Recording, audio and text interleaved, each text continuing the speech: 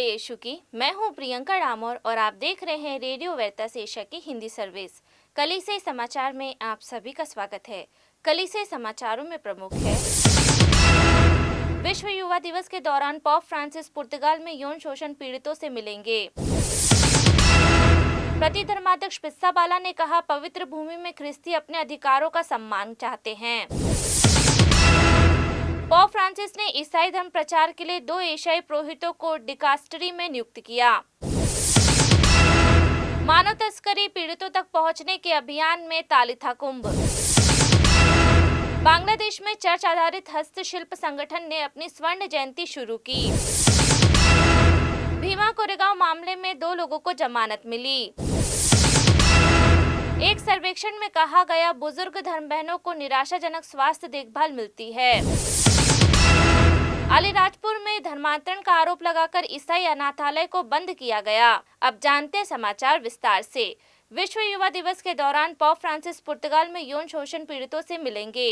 विश्व युवा दिवस के लिए पुर्तगाल के दौरे पर पोप फ्रांसिस के पुर्तगाल में यौन शोषण पीड़ितों से मिलने की उम्मीद है।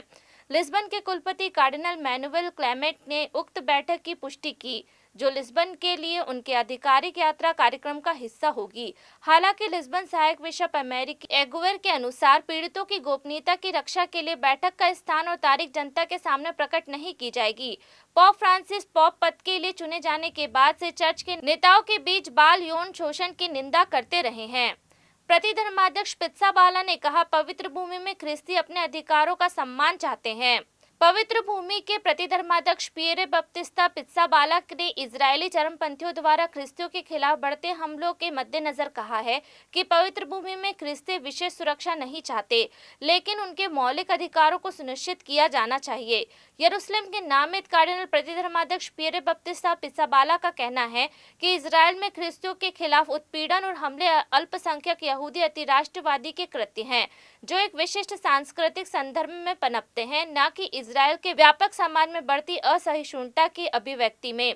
इजरायली समाज के भीतर चल रहे राजनीतिक तनाव और इजरायली फिलिस्तीन संघर्ष फिर से बढ़ने के बीच पवित्र भूमि में पिछले महीनों में ख्रिस्ती पुरोहितों के खिलाफ शारीरिक और मौखिक दुर्व्यवहार के अलावा गिरजाघरों, कब्रिस्तानों और ख्रिस्ती संपत्तियों को निशाना बनाने वाली बर्बरता में वृद्धि देखी गई है। पोप फ्रांसिस ने ईसाई धर्म प्रचार के लिए 2 एशियाई पुरोहितों को डिकास्टरी में नियुक्त किया। पोप फ्रांसिस ने फिलिपिनो सुश्री इरविन बालागोपो और कोरियाई सुश्री हान ह्यूनटेंग को वेटिकन के प्रचार प्रसार के लिए डिकास्टरी में नियुक्त किया। 2 एशियाई संदेशवाहक फिलिपिनो कार्डिनल लुइस एंटोनी तागले के नेतृत्व वाले अनुभाग फर्स्ट इवेंजलाइजेशन और न्यू पार्टिकुलर कलीसिया के लिए काम करेंगे। दोनों संदेशवाहक बालागोपा और ह्यूनटेक ने अपनी क्षमताओं में विभाग के भीतर सेवा की। जैसे ही वे कार्यालय के प्रमुख के रूप में अपना नया पद ग्रहण करेंगे, वे 5 साल के कार्यालय पर काम करेंगे। मानव तस्करी पीड़ितों तक पहुंचने के अभियान में तालिथा कुंभ। मानव तस्करी से निपटने के लिए काम करने वाली धर्म बहनों का एक वैश्विक नेटवर्क तालिथा कुंभ तस्करी के हर पीड़ितों तक पहुंचने और किसी को भी पीछे न छोड़ने के लिए एक अंतर्राष्ट्रीय अभियान में शामिल हो रहा है। मानव तस्करी के खिलाफ विश्व दिवस 30 जुलाई को मनाया गया। 2009 में मानव तस्करी के विरुद्ध संघर्ष हेतु तालिथा कुंभ संस्था की स्थापना की गई थी। तालिथा कुंभ ने 28 जुलाई को मानव तस्करी से निपटने के लिए प्रतिबद्ध युवा प्रतिभागियों के साथ मानव तस्करी पर एक ऑनलाइन बैठक की, ताकि वे एक दूसरे से मिल सके और सर्वोत्तम गतिविधियों और विचारों को साझा कर सके। बांग्लादेश में चर्च आधारित हस्तशिल्प संगठन ने अपनी स्वर्ण जयंती शुरू की। बांग्लादेश में चर्च आधारित हस्तशिल्प सहकारी संस्था कॉर द जूट वर्क्स ने 26 जुलाई को अपने अस्तित्व की स्वर्ण जयंती शुरू की।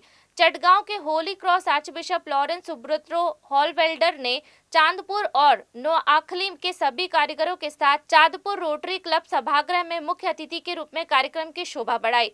CJW के उपनिदेशक और जयंती समिति के संयोजक उज्जवल थियोटोनियस ने कार्यक्रम में सभी का स्वागत किया। भव्य कार्यक्रम 2 सितंबर को मनाया जाएगा। भीमा कोरेगांव मामले में 2 लोगों को जमानत मिली। कार्यकर्ता और अन्य लोगों ने भीमा कोरेगांव मामले में जेल में बंद एक ट्रेड यूनियन नेता और एक वकील को जमानत देने पर सर्वोच्च न्यायालय की सराहना की है। जेसुइट सामाजिक वैज्ञानिक फादर सेड्रिक प्रकाश, जिन्होंने मामले पर करीबी से नजर रखी है, कहते हैं सुप्रीम कोर्ट द्वारा अरुण फरेरा और वर्नावे गोंजाल्विस को जमानत देना वास्तव में एक महत्वपूर्ण कदम है। बहुत देरी हुई, लेकिन फिर भी इसका स्वागत किया जाना चाहिए। शीर्ष अदालत ने 28 जुलाई को दोनों को जमानत दे दी, जो 16 में से एक थे, जिनमें द्विगंत जेसुइट आदिवासी कार्यकर्ता फादर स्टैन स्वामी भी शामिल थे, जिन्हें 1 जनवरी 2018 को पुणे के पास एक गांव भीमा कोरेगांव में हुई जाति हिंसा के सिलसिले में गिरफ्तार किया गया था। इन सभी को गैर कानूनी गतिविधि रोकथाम अधिनियम के तहत बिना किसी विश्वसनीय सबूत के जेल में डाल दिया गया था। एक सर्वेक्षण में कहा गया, बुजुर्ग धर्म बहनों को निराशाजनक स्वास्थ्य देखभाल मिलती है। एक नई सर्वेक्षण रिपोर्ट में कहा गया कि भारत में अधिकांश कैथोलिक धर्म बहन को अपने बुजुर्ग और अशक्त सदस्यों को साझे सम्मान और वित्तीय चुनौतियों के कारण स्वास्थ्य देखभाल प्रदान करने के लिए संघर्ष करती हैं। जेसुइट द्वारा संचालित जॉर्ज टाउन विश्वविद्यालय से संबंधित वाशिंगटन डीसी स्थित शोध संगठन Center for Applied Research in the Apostolate द्वारा किए गए सर्वेक्षण में पाया गया कि 190 धार्मिक मंडलियों में से लगभग 44% में बुजुर्ग और कमजोर सदस्यों के लिए कोई देखभाल सुविधा नहीं है। CARA कैथोलिक कलीसिया के बारे में सामाजिक वैज्ञानिक अध्ययन करता है और धर्म प्रांत, पैरिश, धार्मिक समुदाय और संस्थानों को कई प्रकार की अनुसंधान सेवा प्रदान करता है। अलीराजपुर में धर्मांतरण का आरोप लगाकर ईसाई अनाथालय को बंद कर दिया गया। अलीराजपुर में एक ईसाई अनाथालय को बच्चों को ईसाई धर्म में परिवर्तित कराने के प्रयासों का हवाला देते हुए बंद कर दिया गया है।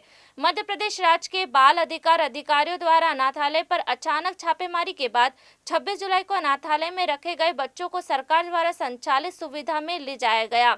अनाथालय में कुल 73 बच्चे थे, जिनमें 38 लड़के और 35 लड़कियां थी। इनका प्रबंधन अलीराजपुर जिले में आदिवासी सहायक समिति जोबट नामक एक ईसाई आदिवासी समूह द्वारा किया जाता था। निरीक्षण दल का नेतृत्व करने वाले ओकार सिंह ने कहा, अनाथालय किशोर न्याय अधिनियम के प्रावधानों का पालन करने में विफल रहा, क्योंकि उनके पास वैध पंजीकरण नहीं था। निरीक्षण दल ने कुछ ईसाई बच्चों से बाइबल की प्रतियां जब्त करने के बाद अनाथालय प्रबंधकों पर धर्म परिवर्तन के लिए काम करने का भी आरोप लगाया। इसी के साथ कलीसिया समाचार समाप्त हुए। अगली बार फिर मुलाकात होगी नई खबरों के साथ। नमस्कार। रेडियो वेरितास एशिया आपके लिए लेकर आए हैं RVA मोबाइल ऐप।